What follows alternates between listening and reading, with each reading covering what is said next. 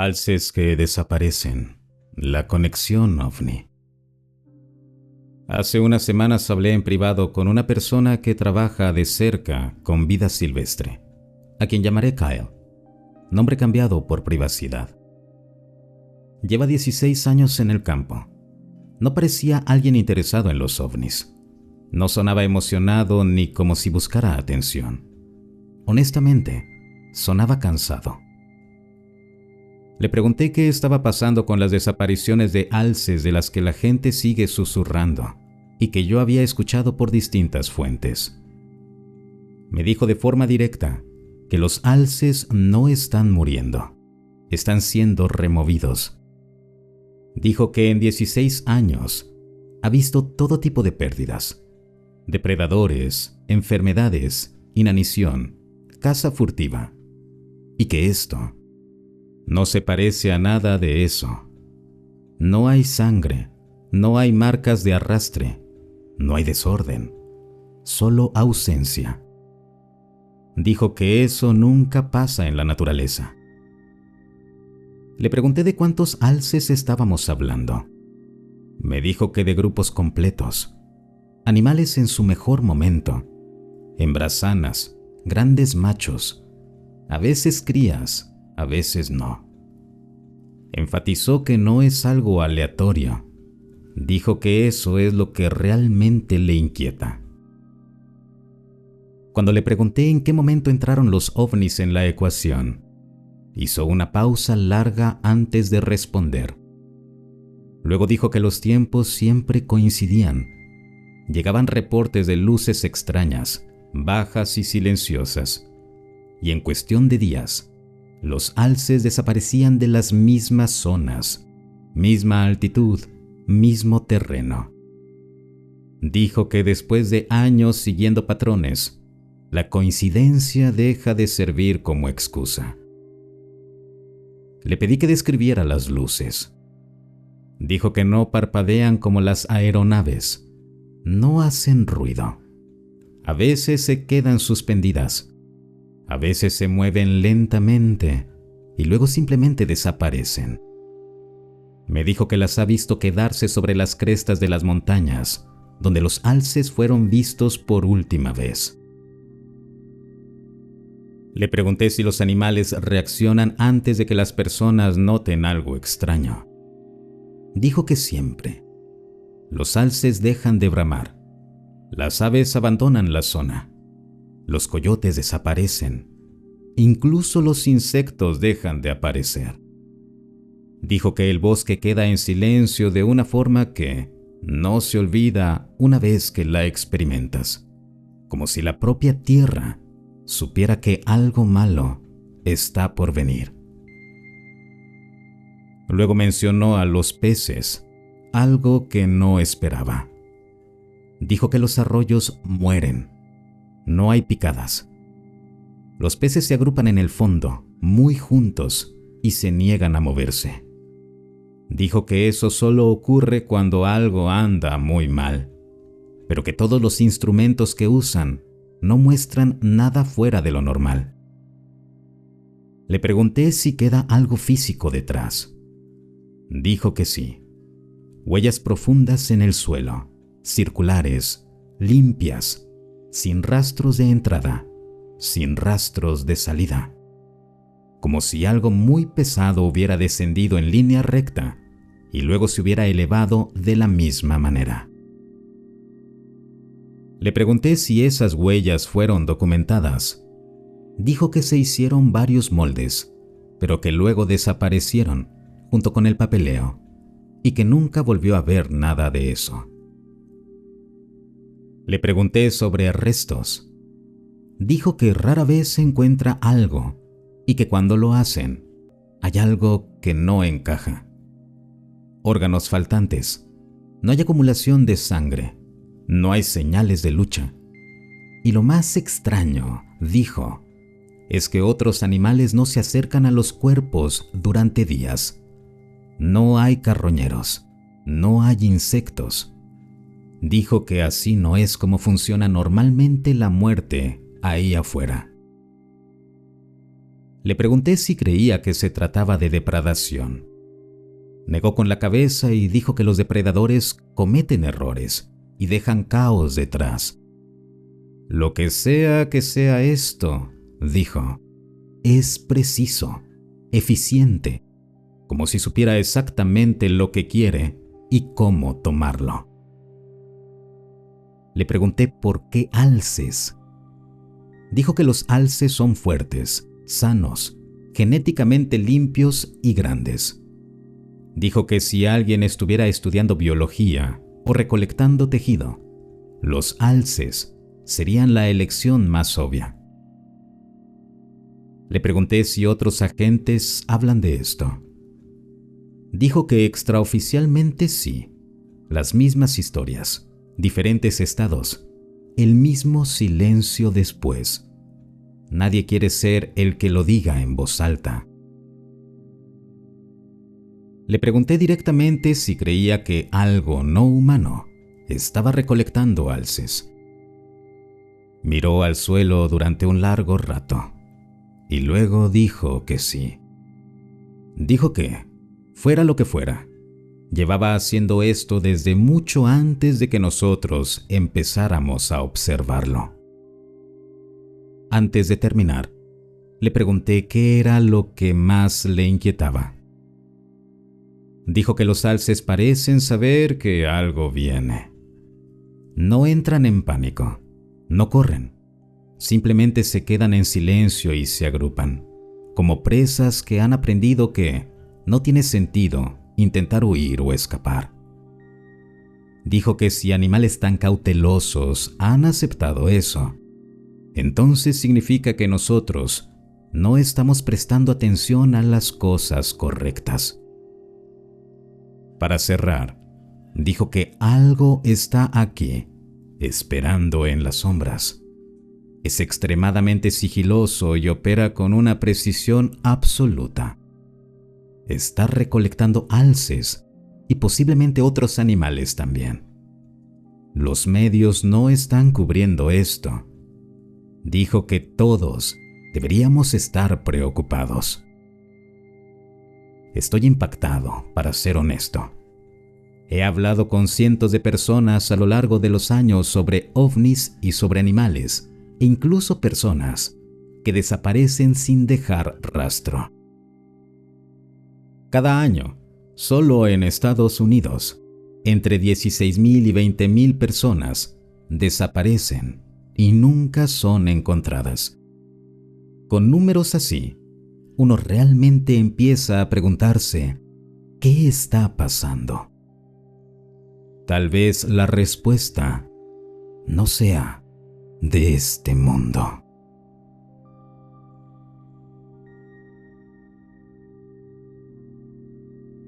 La noche más aterradora de mi vida. 10 encuentros verdaderamente extraños con humanoides extraterrestres. Por Preston Dennett. Los encuentros con humanoides son quizá el aspecto más fascinante de los casos OVNI. Después de todo, algo o alguien se encuentra dentro de estas misteriosas naves. Los reportes de humanoides son mucho más comunes de lo que la mayoría de la gente cree. Existen decenas de miles de casos documentados, con indicios de que en realidad podrían contarse por millones. Son demasiados como para ignorarlos o descartarlos. Ignorarlos sería anticientífico y además una oportunidad perdida para ampliar nuestro conocimiento sobre la vida más allá de la Tierra. Este video presenta 10 casos muy inusuales de gente que ha experimentado contacto cara a cara con lo que parecen ser humanoides extraterrestres. Nunca tuve miedo. Alrededor de las 8 a.m. del 8 de agosto de 1968, 2 caballeros salieron en automóvil desde Seattle, Washington, iniciando un viaje por carretera de 18 horas rumbo a Los Ángeles, California. Aproximadamente a las 8:30 p.m. llegaron al pueblo de Ceres, California, y fue entonces cuando quedaron asombrados al ver que un ovni iba siguiendo el ritmo de su auto. Uno de los hombres intentó comunicarse telepáticamente con la nave, y para su sorpresa, ésta pareció responder. Momentos después apareció una segunda nave, y luego una tercera. Cuando la tercera descendió frente a ellos sobre la autopista, los hombres detuvieron su vehículo y observaron con asombro. Podían ver a un grupo de figuras humanoides dentro del ovni, mirándolos desde arriba. Tras varios largos momentos, reanudaron la marcha y las tres naves continuaron acompañando su vehículo durante algunos minutos más, hasta que finalmente se alejaron a gran velocidad en el cielo nocturno. El chofer alienígena. En la lluviosa noche del 8 de noviembre de 1971, una maestra esperaba sola y paciente en la parada del autobús El Transporte que la llevaría a su casa en Turku, Finlandia. En lugar del autobús, un automóvil se detuvo frente a ella y un hombre amable le ofreció llevarla. La maestra subió al coche y quedó asombrada al ver que el hombre era muy elegante y vestía un traje plateado de una sola pieza. De inmediato sintió una extraña fuerza magnética alrededor del cuerpo del hombre. La situación se volvió aún más extraña cuando notó que no había tráfico en una carretera que normalmente era muy transitada y que el automóvil era completamente silencioso y parecía flotar sobre el camino en lugar de circular sobre él. El hombre le hizo muchas preguntas y mostró un interés inusual por su trabajo como maestra. Finalmente, ella pidió que la dejara bajar, y el hombre accedió de mala gana, pidiéndole volver a verla, cosa que ella rechazó. Después del encuentro, sufrió algunos síntomas físicos extraños y quedó convencida de que el hombre probablemente no era humano. Estaba conmocionada. En la noche del 6 de diciembre de 1978, Pilar Martínez de Arregui se sobresaltó al ver una luz brillante fuera de su granja en Alegría, España. Al principio la ignoró, pero la luz se volvió aún más intensa y al mirar hacia afuera, quedó impactada al ver una gran nave redonda descender del cielo y aterrizar a unos 90 metros de su casa. De inmediato aparecieron dos humanoides altos, vestidos con trajes claros de una sola pieza. Llevaban instrumentos similares a linternas y se acercaron a su casa. Pilar huyó y se refugió en su dormitorio, preguntándose quiénes eran esos hombres. Regresó con cautela a la ventana y vio que la nave ya estaba despegando. Días después, encontró una gran depresión en el suelo en el lugar donde había visto aterrizar la nave. El alien gris peludo. Un día de agosto de 1989, un niño de 10 años y su perro salieron a caminar por el bosque detrás de su casa en una zona rural de Wisconsin. Cuando el perro se detuvo repentinamente, el niño levantó la vista y quedó asombrado al ver a un humanoide de aproximadamente 1.2 metros de altura apoyado contra un árbol frente a él. El ser tenía grandes ojos oscuros, piel bronceada y cabello blanco rubio, pero claramente no era humano. Comenzó a balancearse de manera extraña de un lado a otro. Presa del pánico, el niño y su perro corrieron de regreso a casa. No fue sino hasta muchos años después que el niño vio imágenes de los llamados grises y los reconoció como el tipo de criatura que había visto. Hasta el día de hoy, el incidente permanece vívido en su memoria. Me congelé hasta morir en medio de un grito. Marzo de 1994. Peter era apenas un niño cuando, una noche de marzo de 1994, se despertó en mitad de la noche y sintió una fuerte necesidad de mirar por la ventana de su casa en Middletown, Nueva Jersey. Para su asombro, vio a dos figuras flotando en el campo y acercándose a su hogar. Vestían trajes espaciales blancos y cascos transparentes que brillaban. Una de ellas lo miró directamente y flotó hasta su ventana, a solo unos centímetros de distancia. Lo observó fijamente y sonrió. Peter entró en pánico y se dio la vuelta para correr, pero se encontró completamente inmovilizado. Se desmayó o no pudo recordar nada más. De hecho, toda la experiencia desapareció por completo de su mente durante décadas, hasta que la recordó de una manera inusual y extraña. Estaba conmocionado más allá de lo creíble. En la noche del 27 de julio de 2008, Josh estaba despierto en la cama de su casa en Columbus, Ohio, cuando notó una luz extraña girando en el techo. Cuando la luz se intensificó, despertó a su novio y ambos observaron las luces giratorias con asombro.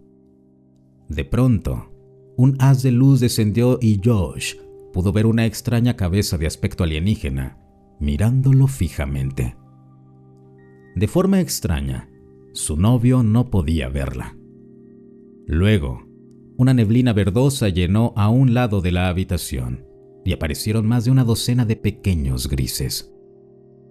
Aún así, solo Josh podía verlos. Entró en pánico y comenzó a llorar mientras su novio, confundido y desconcertado, hacía todo lo posible por tranquilizarlo. Después de que los grises finalmente se fueron, ambos hombres quedaron profundamente traumatizados por el incidente y aún siguen buscando respuestas. La noche más aterradora de mi vida. El 24 de noviembre de 2004, después de escuchar sobre un hombre que afirmaba poder llamar a los ovnis, Alan, de 14 años, decidió intentar mentalmente contactar a los extraterrestres. Solo unas horas después, apareció un reporte en las noticias de televisión, informando que se había visto un ovni cerca de su casa en Leesport, Pensilvania. Esa noche, se despertó en su cama y vio a dos extraterrestres grises de pie junto a ella. Aunque él había pedido el encuentro, estaba tan aterrorizado que se escondió bajo las cobijas hasta que se marcharon. Unos días después, se encontraba en la cocina cuando vio a un alien gris mirándolo a través de la ventana. Esa noche, tuvo un sueño muy vívido en el que los grises regresaban y esta vez se lo llevaban a bordo de su nave. Todavía tenemos miedo. 5 de mayo de 2014. En la noche del 5 de mayo de 2014, una madre y su hija conducían hacia el sur por la autopista interestatal 77 en Charlotte, Carolina del Norte, de regreso a su casa, cuando vieron un objeto brillante y resplandeciente en el cielo frente a ellas. Mientras discutían qué podría ser, el parabrisas se iluminó con una explosión de luz blanca. Después de eso, ambas se sintieron aturdidas y asustadas, y las dos tuvieron un dolor de estómago extraño e inexplicable. Mientras continuaban conduciendo, el ovni volvió a aparecer, y aunque se detuvieron a comer y a cargar gasolina, la nave reapareció y siguió persiguiendo su vehículo. Finalmente decidieron dar la vuelta para observarlo más de cerca. Para su sorpresa, el ovni apareció justo delante de su auto, como si las estuviera esperando. Antes de que pudieran huir, un humanoide bajo y oscuro apareció junto a su vehículo. Salieron a toda velocidad, presas del pánico. Al llegar por fin a su destino, se dieron cuenta de que habían perdido tiempo, y ambas encontraron una marca extraña detrás de una de sus orejas.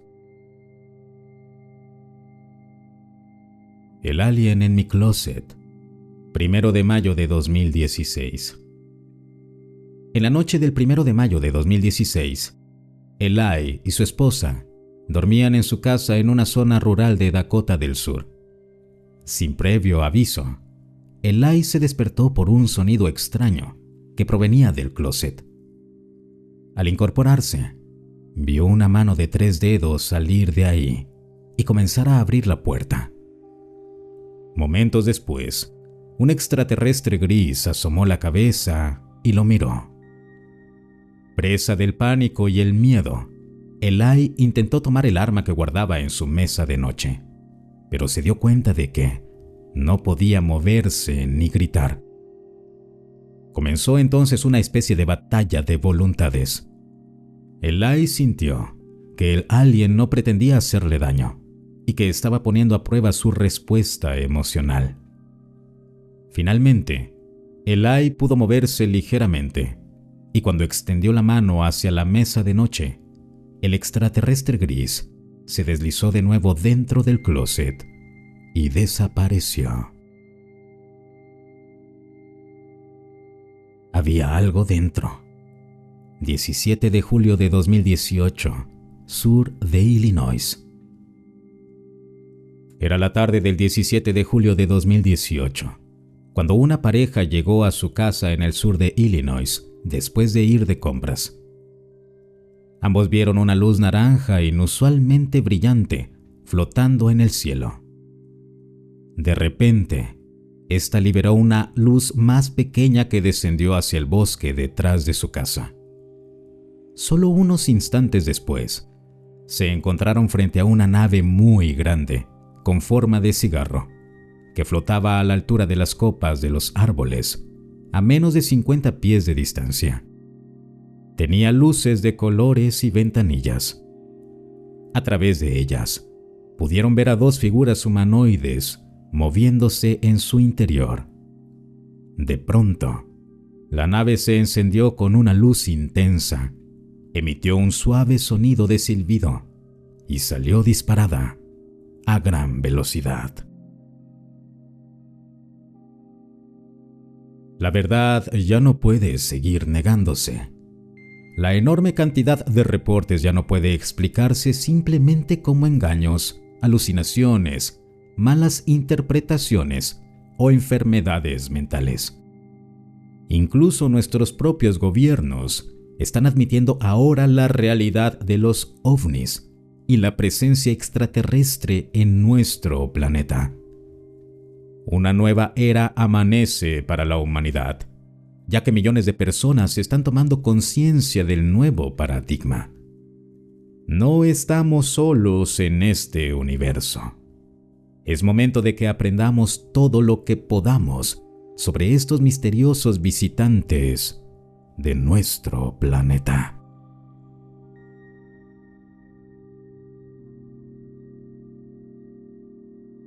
Extraño fenómeno eléctrico envía a 9 personas al hospital con lesiones en la piel y enfermedad.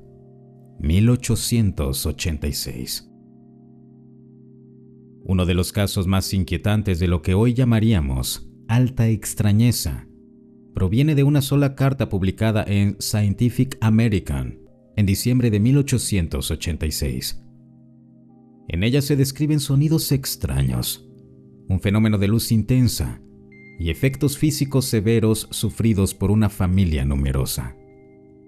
9 personas terminaron hospitalizadas.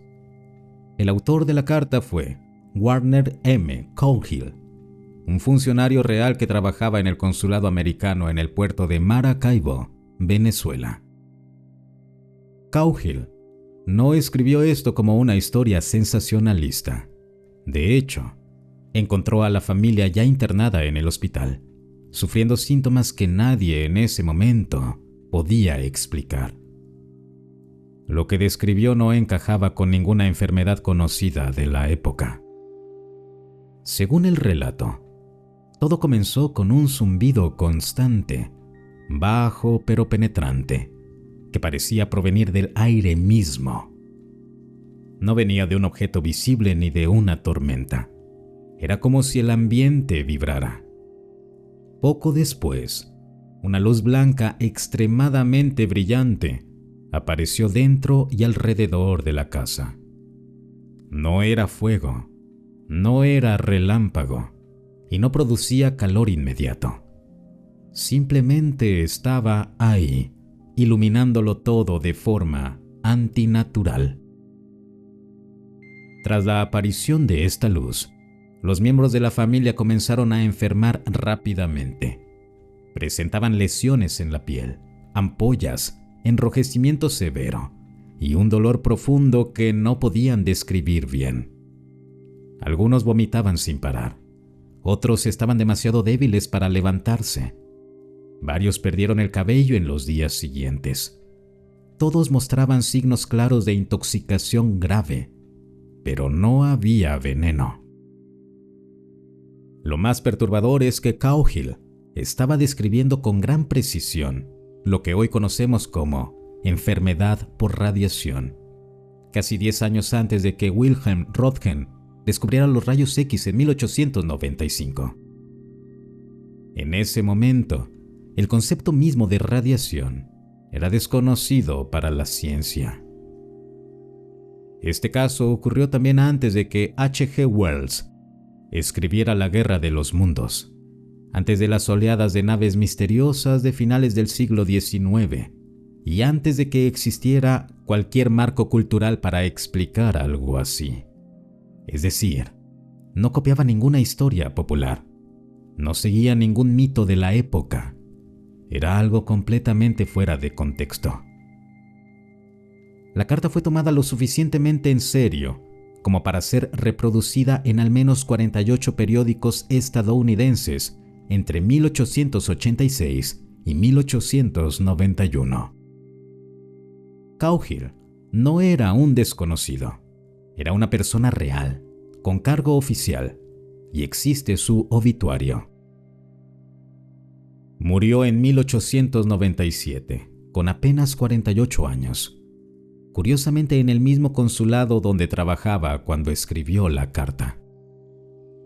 Si este relato fue un engaño, entonces fue uno extraordinariamente preciso, adelantado a su tiempo y científicamente inquietante. Pero el tono de la carta no suena a ficción, suena a alguien describiendo algo que vio con sus propios ojos, algo que no entendía, pero que sabía que no era normal. No hubo una investigación profunda posterior. Nadie siguió el rastro del fenómeno. Nadie explicó la luz, el zumbido, ni la repentina enfermedad colectiva. El caso quedó olvidado. Hoy, con el conocimiento actual, la pregunta es inevitable. ¿A qué estuvo expuesta realmente esa familia? ¿Un fenómeno desconocido de energía? ¿Algo tecnológico imposible para la época? ¿O un encuentro temprano con algo que no era humano?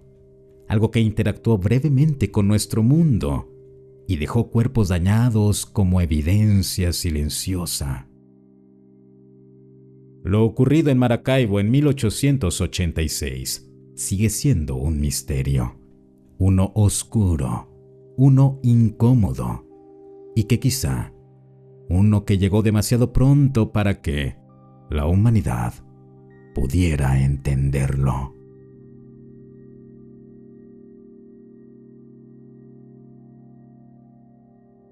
El CE5 funciona. Son reales.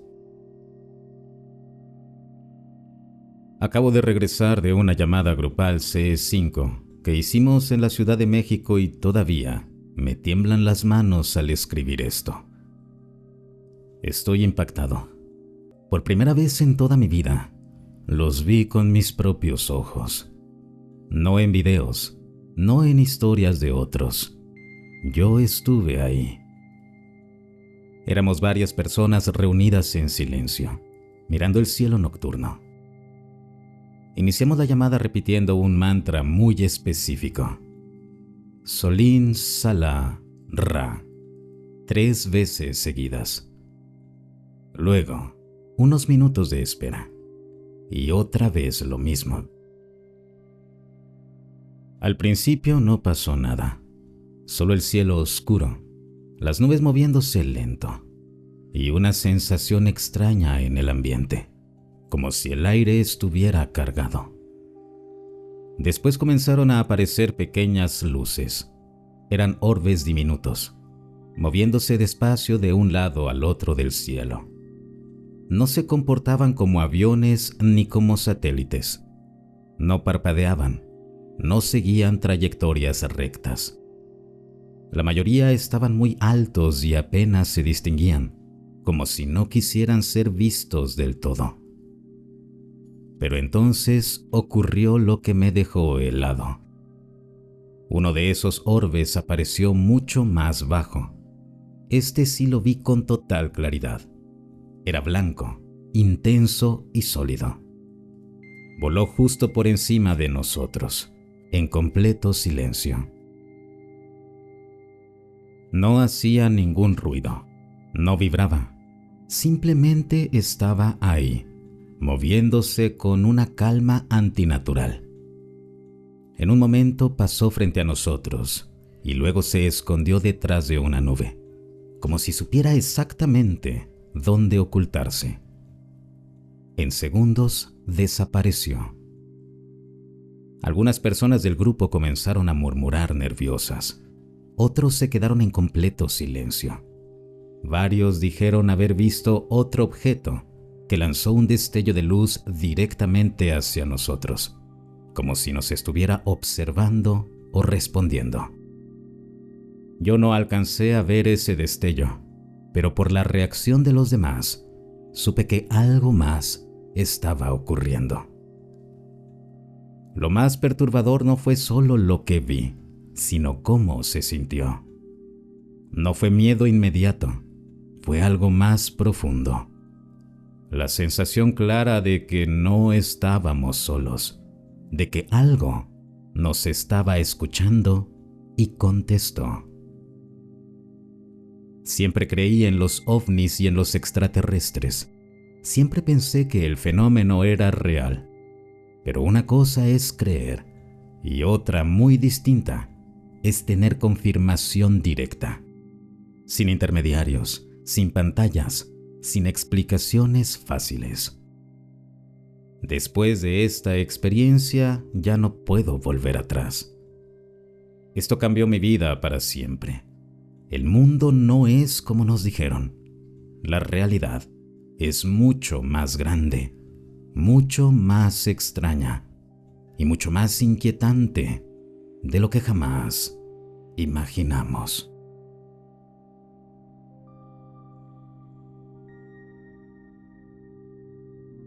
Mi experiencia comunicándome telepáticamente con WAP. He decidido creerme a mí mismo y compartir mi experiencia, con la esperanza de que otros puedan aportar más contexto a lo que viví o información adicional. He logrado comunicarme con lo que creo que son WAPs, fenómenos aéreos no identificados, en varias ocasiones. Solo hablaré de una ocasión en particular, en la que hablé con la misma entidad 2 veces a lo largo de una semana. Esto ocurrió estando sobrio durante el día. Acababa de meditar, así que estaba relajado, pero tenía los ojos abiertos. Vi algo que podría describirse mejor como una forma energética cambiante en la sala de mi casa. Repito, plena luz del día, con los ojos abiertos. Flotaba en el aire, pero no tenía una forma definida, sino más bien una energía luminosa que cambiaba constantemente. Se comunicó conmigo directamente a través de mis pensamientos y mantuvimos una conversación durante unos 45 minutos aproximadamente. Yo pensaba y eso respondía. Mientras hablaba, me enviaba imágenes mentales relacionadas con lo que estaba comunicando. También podía percibir sus patrones de pensamiento, así como su duda y confusión ante algunas de mis preguntas. En un momento dado, comencé a hablar en voz alta y encendí mi grabadora para tener un registro posterior. Por supuesto, solo se escucha mi parte de la conversación, ya que las respuestas eran telepáticas y no audibles. A continuación, algo de lo que hablamos. Se hacía llamar Eloik. Vivía de forma interdimensional, en un plano al que no tenemos acceso directo, pero que existe de manera simultánea al nuestro, tanto dentro como fuera de nuestro entorno. Explicó que el plano astral es algo similar.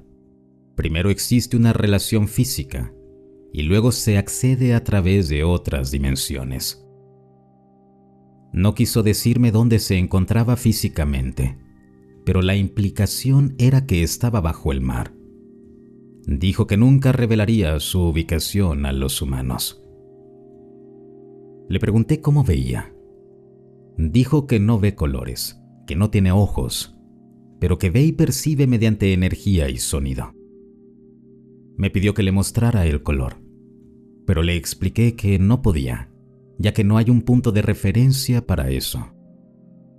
Dijo que percibe el mundo como partículas relevantes chocando entre sí, uniéndose y volviéndose más grandes.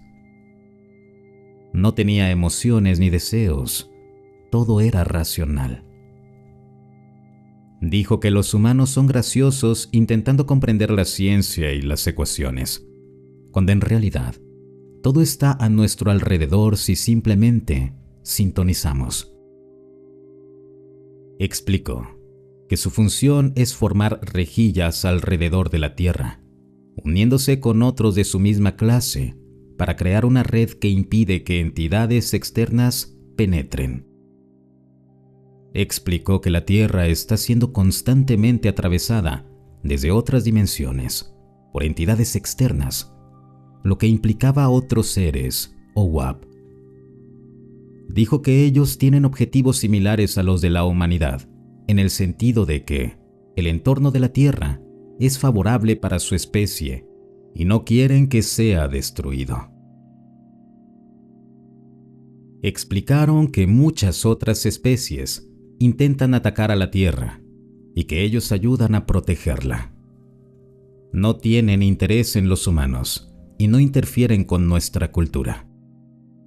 También dijeron que protegen a la Tierra de cometas y que su especialidad es unirse para formar rejillas. En resumen, una mentalidad similar a la de una mente colmena, donde el individualismo no tiene valor. Aquí las cosas se pusieron interesantes. Le pregunté por qué se estaban comunicando conmigo. Dijeron que llevaba muchos años trabajando con ellos y que habíamos hablado muchas veces de encontrarnos en persona. Que yo también tenía un papel en el mantenimiento de la rejilla, al igual que muchas otras personas. Esto no me hacía especial. Me mostraron a otras 2 personas que conozco en mi vecindario, que también lo hacen. Curiosamente, ambas tienen TDA, aunque eso puede ser irrelevante. Explicaron que muchos humanos tienen este rol, pero que la mayoría no sabe que lo desempeña. Dijeron que ellos eran una anomalía y que se meterían en problemas por hablar conmigo durante el día. Querían experimentar cómo se siente tener un cuerpo físico. Eso me hizo sentir incómodo. Explicaron que solo ocurriría con mi permiso y que podía retirarlo cuando quisiera. Después de eso, di por terminada la interacción. No tengo ningún interés en que me roben el cuerpo. No tengo ningún interés en ser contactado por WAPs o entidades. No busqué el contacto. Nunca había leído nada sobre rejillas o trabajos de protección. Siempre he sido una persona basada en la ciencia, hasta el último año, cuando las cosas se han vuelto extrañas para mí. Estaba completamente despierto, sobrio y lúcido. Vi imágenes en mi mente y sentí la otredad del contacto, una sensación que permaneció durante varios días después. Además, la experiencia fue anticlimática para mí, en el sentido de que se sintió como hablar con un extraño que no conoces ni entiendes y que es diferente a ti. No hubo calidez ni conexión emocional. Eran distantes y despectivos conmigo y con los humanos. Quedó claro que yo no era especial y que de hecho, los humanos somos pequeñas anomalías curiosas, completamente atrasadas dentro del esquema más grande de las cosas, ajenas y sin darnos cuenta de lo que realmente ocurre, con la implicación de que existen múltiples especies alienígenas con las que ellos trabajaban o contra las que luchaban, y que nosotros ni siquiera reconocemos. En resumen, el mensaje fue: los humanos somos como hormigas con las que trabajan, porque compartimos recursos y espacio, y no sabemos nada. Estamos ajenos al mundo real. Pero también somos especiales porque tenemos emociones y cuerpos físicos densos, algo que en realidad es único. Después del contacto, mis patrones de pensamiento se alteraron y se volvieron muy robóticos. La complejidad de mis pensamientos se volvió más literal, menos emotiva, más basada en causa y efecto. Esto se notaba en la forma en que escribía y hablaba con otras personas, y era evidente incluso para mí en ese momento. Con el tiempo, esto fue desapareciendo gradualmente y regresé a mi forma habitual de ser. Me conecté una vez más y ocurrió lo mismo. Una conversación muy literal, sin emociones, en la que era casi imposible comunicarse con ellos porque su forma de pensar es muy distinta a la nuestra. Cualquier pregunta que hacía no era comprendida porque tenían que explicar cosas que están fuera de nuestro marco de comprensión, o no entienden impulsos como la emoción, el deseo, los sentimientos o ninguno de nuestros matices culturales.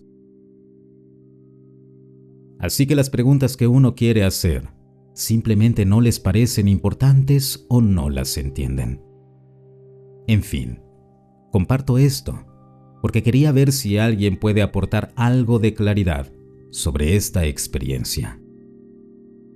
No he descartado por completo la idea de que esto sea una proyección de mi animus al estilo de Jung. Estoy totalmente abierto a que esto tenga otra explicación, excepto que no aceptaré que haya sido una alucinación, ni que tenga alguna razón para haber querido o fabricado esto, o cualquiera de estas narrativas. Con gusto puedo dar más información si a alguien le interesa escucharla. Para responder algunas preguntas, en cuanto al nombre de la entidad dijo específicamente que era imposible para los humanos pronunciar su nombre con nuestras cuerdas vocales. Tal vez el nombre fue inventado, sí, quién sabe. En cuanto a que fuera un apego o una entidad adherida, no tengo ninguna razón para creer que fuera malicioso. Es difícil transmitir el tono cuando era esencialmente no emocional. Lo que al recordarlo puede sonar condescendiente, en su momento se presentó de forma muy objetiva. No intentaba forzar nada. Se iba y regresaba solo cuando yo lo pedía. Astral de bajo nivel, tal vez. Mi opinión es que tendemos a priorizar la inteligencia, basándonos en qué tan parecida es a nuestra propia especie. Todo ese discurso de amor y luz guiando a la humanidad está bien, y estoy seguro de que muchas inteligencias son así, pero en realidad muchas otras no. Y eso no las hace indignas ni malvadas, solo diferentes. De una forma extraña, respeto que no hubiera complacencia ni manipulación emocional. Si pudieras hablar con un pulpo y el pulpo tuviera una forma de pensar completamente distinta a la tuya, describirías una interacción maliciosa cuando en realidad solo hay divergencia. Esto me parece muy acertado. También dijeron que no nos conocíamos bien y que habíamos hablado muchas veces de encontrarnos en este plano antes de este contacto. Yo lo creo. Aún así, eso no significa que la confianza no tuviera que construirse de nuevo si quisiera establecer contacto otra vez. No lo he hecho. Además, yo sería mucho más cauteloso con mensajes excesivamente positivos que me dijeran que soy especial. ¿Acaso no soy el único que puede ver cómo eso podría interpretarse como algo mucho más manipulador?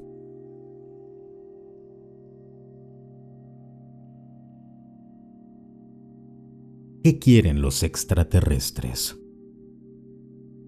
Este es un experimento mental que asume lo siguiente. Número 1. Que los extraterrestres de algún tipo son reales. Y número 2. Que la mayor parte de la evidencia que tenemos y que no puede explicarse de otra manera es, al menos en su mayoría, válida, siguiendo una distribución normal. No les importa en absoluto nuestros recursos. Si tienen naves capaces de cubrir todas sus necesidades básicas durante viajes interestelares, y además han resuelto el viaje más rápido que la luz, entonces ya resolvieron cualquier problema de escasez de recursos. Piensa en la Enterprise de Star Trek. Son exploradores. Realmente no necesitan recursos. La tecnología avanzada ya resolvió la escasez. No son hostiles. Si resolvieron la escasez y el viaje más rápido que la luz, no hay nada que les impida eliminarnos por completo. Y el hecho de que no lo hagan indica que no tienen ese deseo. Si pueden manipular la gravedad, como se teoriza para su propulsión más rápida que la luz, podrían simplemente lanzar una roca desde el cinturón de asteroides y aniquilar la vida en este planeta. O usar nanobots para provocar una reacción química que cause un calentamiento global descontrolado y convertir la Tierra en algo como Venus. O simplemente detonar todas nuestras armas nucleares. Han demostrado la capacidad de manipularlas con facilidad. ¿Por qué se molestarían en una guerra tipo película de acción? Están esperando a que aprendamos lo suficiente por nosotros mismos. Pero entonces, ¿por qué acelerarnos con choques modernos y antiguos astronautas? Si están esperando que lo resolvamos solos, las intervenciones antiguas y la tecnología moderna proveniente de accidentes no tienen sentido. Si nos están empujando a propósito, entonces no están esperando a que lo entendamos, sino simplemente a que pasen suficientes generaciones para que maduremos. Entonces, no necesitan nada de nosotros y no quieren destruirnos. Están aquí para salvarnos de nosotros mismos. No. Si la humanidad resolviera la escasez y todos nuestros demás problemas, ¿empezaríamos entonces a resolver los problemas de las hormigas? Yo creo que no. Nos dedicaríamos a tonterías y al ocio, pero haríamos la vida ideal para todas las formas de vida de este planeta. Pero si tuviéramos recursos ilimitados y aún así no nos importara el sufrimiento de otras formas de vida, ¿qué tipo de amigos seríamos?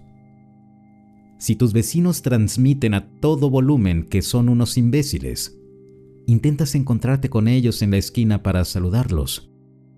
Si tu vecino es codicioso y acapara para sí mismo a costa de todos los demás, lo invitas a tu cooperativa. Compartirías tu investigación y tecnología con alguien que con toda seguridad intentará robarla y usarla en tu contra. Sin la capacidad de comprender cómo resolver los conflictos antes de que ocurran, el conflicto es inevitable.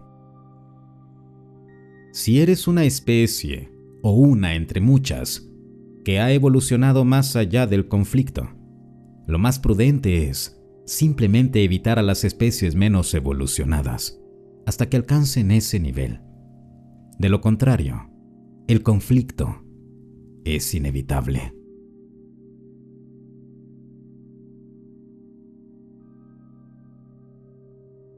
Solo un experimento si tienes un momento libre. Antes que nada, si eres de las personas que no creen en cosas paranormales, por favor sigue de largo. Tus comentarios ofensivos no tienen ningún valor aquí. Si sigues escuchando, entonces espero que tengas una mente abierta y curiosidad por los fenómenos inexplicables. Lo que intentaremos es una pequeña forma de viaje en el tiempo, mezclado con una visión remota. Puede que causemos un poco de estrés a un ser querido, pero nada demasiado extremo. Bien, quiero que te relajes. Elimina cualquier pensamiento de tu mente. A partir de este punto, necesito que pongas toda tu atención en las palabras que estás escuchando aquí. Le estás dando a estas palabras tu atención total. Tu cuerpo debería comenzar a sentirse más ligero. Cualquier dolor que tengas debería desaparecer o al menos adormecerse hasta volverse irrelevante. Tu conciencia, sintiéndose ahora más ligera que tu cuerpo, debería empezar a darte la sensación de que podrías flotar fuera de tu propia piel. Ahora quiero que recuerdes un lugar al que solías ir con frecuencia. La casa de un familiar o de un amigo.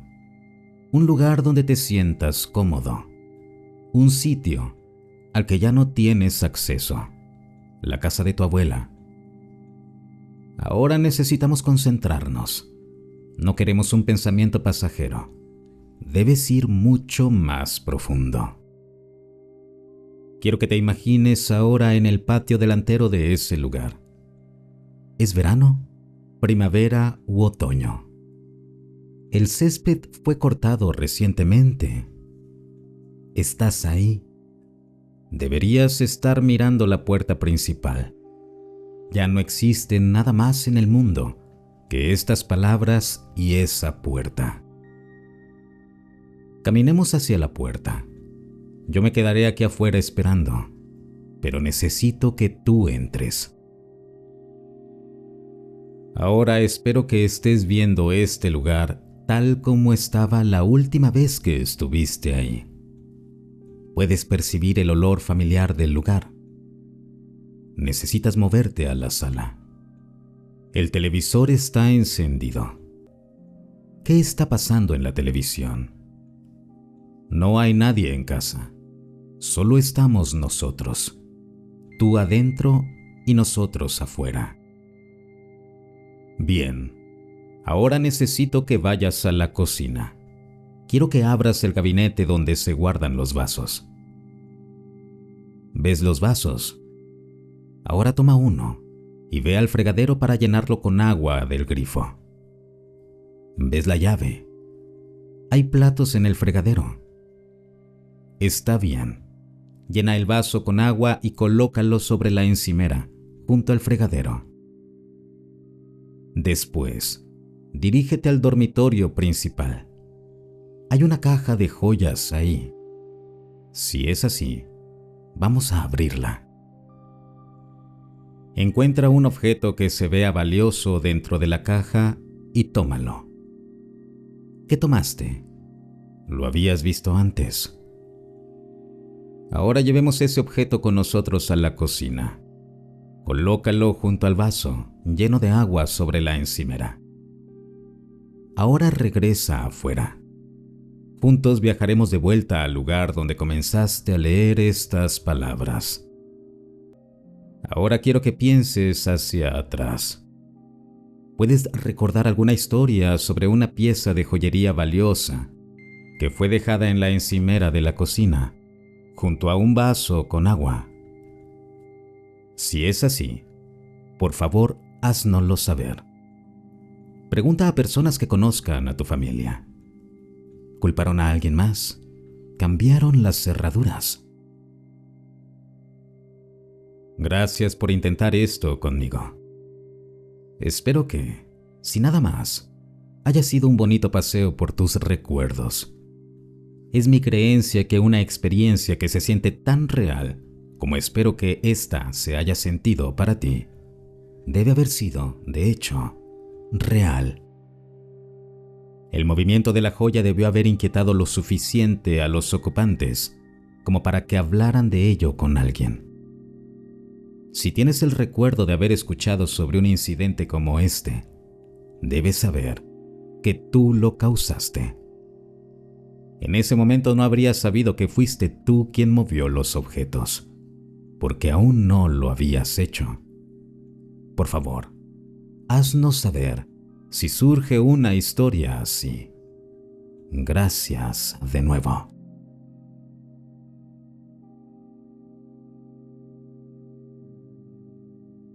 Un encuentro extraño en el que no he dejado de pensar en 10 años.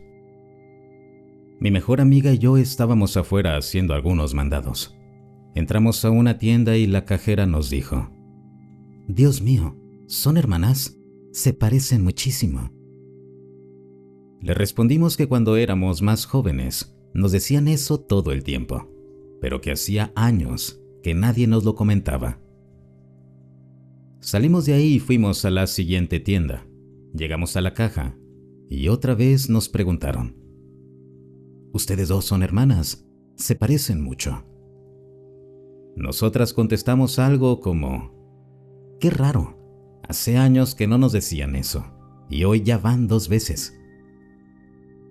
Luego íbamos en el coche manejando por la ciudad, platicando, y seguíamos comentando lo curioso que era que nos hubieran dicho eso 2 veces el mismo día, cuando probablemente no lo habíamos escuchado en unos 10 años. Cuando estamos juntas, las conversaciones pueden volverse muy tontas y sin sentido. Hablamos de cualquier cosa. Así que, por alguna razón, empezamos a hablar del dentista. Nos preguntábamos cosas como: «Tú tienes muelas del juicio. Todavía tienes las amígdalas». Llegamos a mi casa y estacioné el coche en la calle. Para llegar a mi casa tienes que recorrer toda la calle y luego dar la vuelta para estacionarte del lado derecho. Así que bajamos toda la calle y dimos vuelta. Eso significa que tuvimos una vista completa de toda la calle, para ver si alguien iba manejando, caminando o estacionándose. En ese momento, no habíamos visto a nadie más, solo a nosotras. Además, hacía frío. No era un horario común para que hubiera gente caminando. Bajamos del coche y caminamos por mi entrada, que es un camino largo a la izquierda de la casa. Íbamos más o menos a 3/4 partes del camino, cuando escuchamos que alguien nos llamó diciendo: «¡Hey, chicas!». Nos volteamos y había un chico de unos 15 o 16 años, ahí, en la entrada, con nosotras. No estaba en la calle, ni al inicio del camino, sino a solo unos pasos de nosotras. De inmediato me sentí muy inquieta, porque sabía que no había nadie en la calle, y ahora había alguien parado justo a mi lado, en mi propia entrada. De inmediato me puse en modo protector y estaba muy confundida. Empezamos simplemente a saludarlo, y entonces él nos preguntó: «¿Podemos ser amigos? ¿Cuántos años tienen?». Al principio no respondimos realmente, porque en ese momento no sabíamos qué decir, ni quién era, ni de dónde había salido. Luego continuó y nos preguntó: «Ustedes se parecen mucho. ¿Son hermanas?». En ese punto yo ya estaba en modo de lucha o de escapar. Noté que mi amiga estaba igual de desconcertada. Le dijimos: «No, solo somos mejores amigas. Yo estaba muy confundida porque esa ya era la tercera vez que nos decían eso ese día, pero ahora en un contexto completamente diferente. Su siguiente pregunta fue: ¿saben qué quiero ser cuando crezca? Se respondió a sí mismo antes de que pudiéramos decir algo y dijo: quiero ser dentista. Ninguna de las dos pudo hablar, porque su siguiente pregunta fue: ustedes tienen muelas del juicio, ¿y qué hay de sus amígdalas? Por alguna razón extraña, las dos respondimos a esas preguntas, y entonces él dijo: puedo verlas, abran la boca. Yo no iba a abrir la boca, pero por alguna razón mi mejor amiga decidió hacerlo. La agarré de inmediato, le dijimos que teníamos que irnos, y corrimos dentro de la casa. Ahora estábamos sentadas en el sillón, completamente en shock, sin poder siquiera hablar. Mi novio estaba igual de confundido porque él había visto todo desde la ventana y nos preguntó quién era ese chico. Le dijimos que no teníamos idea, ni siquiera sabíamos de dónde había salido. Unos días después, cuando regresé del trabajo, mi novio de ese entonces me dijo que el chico había vuelto buscándonos y que había dicho que regresaría otro día. Nunca lo volví a ver. Hasta el día de hoy no sabemos de dónde salió, por qué nos hizo esas preguntas y cómo sabía exactamente todo lo que habíamos hablado ese día.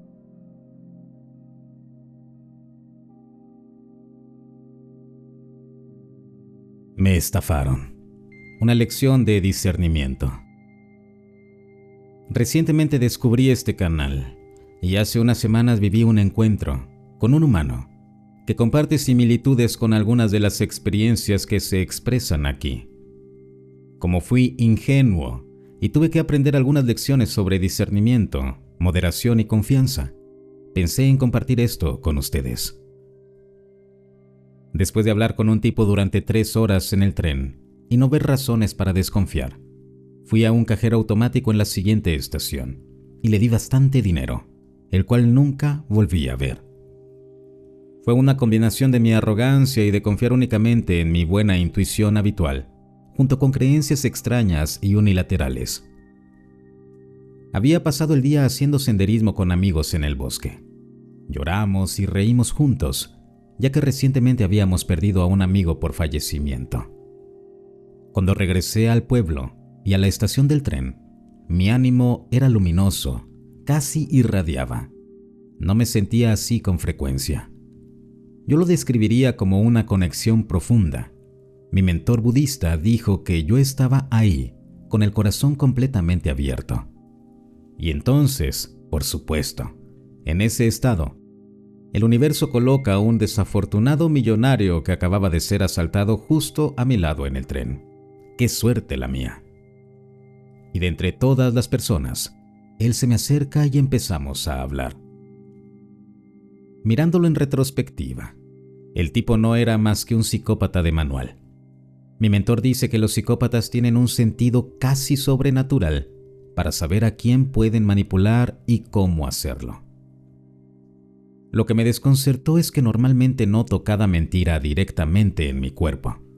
Cuando alguien me miente, incluso cuando dice una mentira piadosa o cuando omite algo, es como si pudiera sentir en mi propio cuerpo la torsión que la persona hace en su mente. Así que pensé, si he hablado con este tipo durante 3 horas y nada me pareció raro, entonces realmente es millonario y su promesa de devolverme más del doble del dinero será cierta. Ya no voy a confiar únicamente en esa habilidad. Intentaré usar más discernimiento. Tal vez pueda ayudar y sumar a la visión general, pero no por sí sola. Él era realmente bueno. Cuando le dije cuál era mi ciudad natal, inmediatamente supo cuáles eran los hoteles más caros de ahí, que yo solo conocía por haber pasado frente a ellos, pero él me habló del interior y del mármol importado especialmente desde Turquía y cosas así. Dijo que era arquitecto, y cuando accidentalmente miré de reojo la galería de su teléfono, estaba llena de planos de construcción y más cosas así. Todos los detalles cuadraban, incluso llevaba un Rolex en la muñeca. Lo que aprendí cuando llamé a una empresa que su padre realmente había fundado y que él había mencionado brevemente, es que lleva haciendo esto desde hace más de 20 años, siempre con la misma historia. No puedo volver a casa. Y que incluso el propio padre había advertido a los nuevos dueños sobre su propio hijo. Pero volviendo a lo que aprendí, fue solo porque confié en mi buena intuición que él logró engañarme. A menudo son los puntos de nuestras propias convicciones narcisistas los que se convierten en el talón de Aquiles, dice mi mentor. Esto también aplica para esta comunidad. Si estás desesperado por experimentar algo extraordinario, sé consciente de ello. Si aceptarías cualquier cosa con tal de sentirte especial, de ser elegido, ten cuidado. Muchos experimentadores hablan de un matiz diferente, más bien de una carga y una existencia en la sombra, donde no se les cree. No te separes voluntariamente de los demás. Más bien averigua cuál es tu tarea y tu propósito. Eso es lo que yo diría. Algo más que es importante. En el tren, sentí un estado de confianza pura y me sentí invulnerable dentro de él. Esta experiencia fue realmente muy instructiva y saqué mucho de ella. Fue un espejo en la sensación de importancia, de conexión con algo más grande, de superioridad moral y también de superioridad táctica. Caí de bruces. Y hay algo más que es impresionante. Él me dio la oportunidad de sentirme como un salvador, como alguien con buena intuición, como alguien generoso. Todas esas eran cosas que yo quería y quiero creer sobre mí mismo. La adulación, incluso cuando no viene directamente del otro, nunca es buena señal. Ahí fui yo quien se estaba adulando a sí mismo. Pensé que estaba guiando y por lo tanto a salvo. Ahora a eso lo llamaría arrogancia espiritual. La realización de que el mundo no funciona así. El mal no respeta tus buenas intenciones. Puede explotarlas. Por eso necesitas discernimiento. ¿Qué es el discernimiento para mí? Ante todo, significa no fijarse únicamente en una sola opción, sino mantener todas las posibilidades en mente. Mirar desde una postura sobria y distante. En esta situación, simplemente debería haber ido al baño y llamado a un amigo para contarle. Él me hubiera dicho, te están estafando. Quizá también ayude a veces mirarte a ti mismo desde fuera, como si no fueras tú. En general, simplemente requiere un mayor análisis. ¿Qué es coherente aquí? Y sobre todo, ¿qué no lo es? Espero que esto no sea demasiado fuera de tema y que pueda ayudar.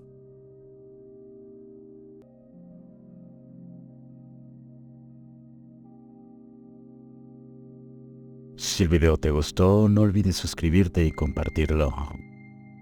Hasta el próximo relato.